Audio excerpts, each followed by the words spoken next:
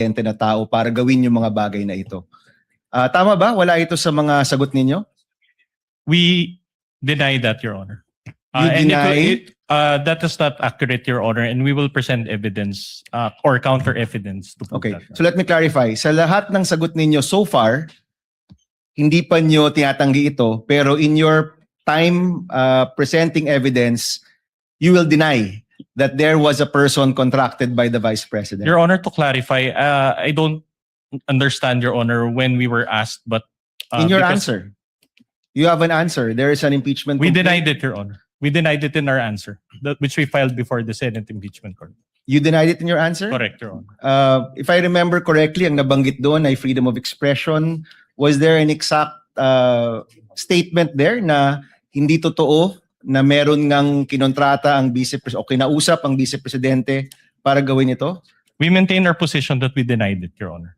Okay. It is there in our answer. Mr. President, I don't want to take up time, but I do want to check the official records and look for this because I don't remember seeing that in any of your answers, Mr. Your Honor, all allegations were denied. It's a general denial, a blanket denial. There were, that was the general denial, and there were also specific denials. Okay, we'll take a look, Mr. Presiding Officer. Hanapin natin to with, and if I may come back to this once we take a look at the records, Mr. Presiding Officer. The gentleman may do so at the appropriate time. With the permission of Senator Judge Erwin Tulfo, since nakatayo na po si Senator Judge Ejercito, papaunahin ko na po muna siya. Senator Judge Tulfo, rather Ejercito is recognized. You have 2 minutes, sir. Thank you, Mr. Presiding Officer. Tanong ko lang, no, just to clarify, may we know if the NBI has the authority to issue subpoena against impeachable officials? Kasi kanina po, no, sa mga pinisend kanina, subpoena po ang inyong pinadala sa Vice President instead of a mere invitation. Yun lang po, clarify ko lang po. Yes, Your Honor.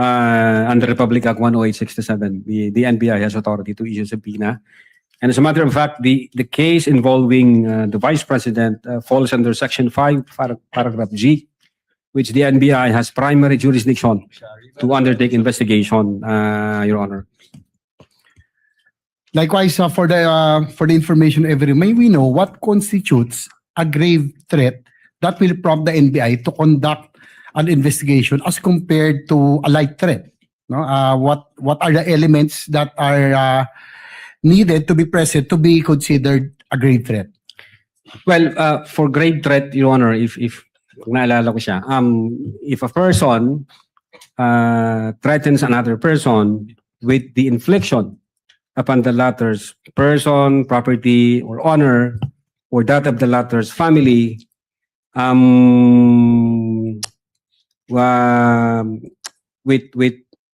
a wrong or with any wrong amounting to a crime, if that threat is with condition or without condition, or with involved with monetary consideration, yun po, Your Honor, yung kabuuan nung sa grave threat. So yung grave threat po, may condition or walang condition? The crime of grave threat, Your Honor, can be committed with or without condition. With or without condition. Yeah. So as an investigator, have you ever investigated and filed a complaint for grave threats apart from this one? Again, Your Honor? As an investigator, have you filed any case or investigated and filed a case for grave threats against anyone aside from this, excluding this one? I think nag-start po kasi ako as counter-terrorism and then organized crime group. And then cybercrime, wala akong maalala, Your Honor, kundi ito lang. I mean, insofar as my being in the NBI is concerned, Your Honor. So ito lamang yung ito pala yung kaso na naimbestigahan nyo concerning grave threats, you know?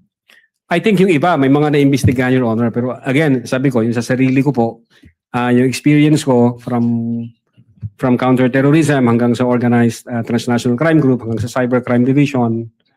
Ang naalala ko lang, Your Honor, Kasi matagal na ho yun eh. Kung ano yung nasa record. I think itong grave threats na to is pag hindi first time, doon ko lang na-experience. Gaano katagal ho kayong parte nitong cybercrime division? Bago kayo nalipat? Since 2018, Your Honor, nagsimula ho ako bilang investigation agent. And then 2022, I was designated as chief of the Digital Forensic Laboratory Division. And in 2023, designated as chief of the Cybercrime Division, sir. So more than 5 years kayong nandito sa cybercrime division ng NBI. Opo. That's all, Mr. Presiding Officer. Thank you. Thank you, Senator Judge Ejercito. Senator Judge Tulfo Erwin is recognized. You have 2 minutes, sir. You may proceed.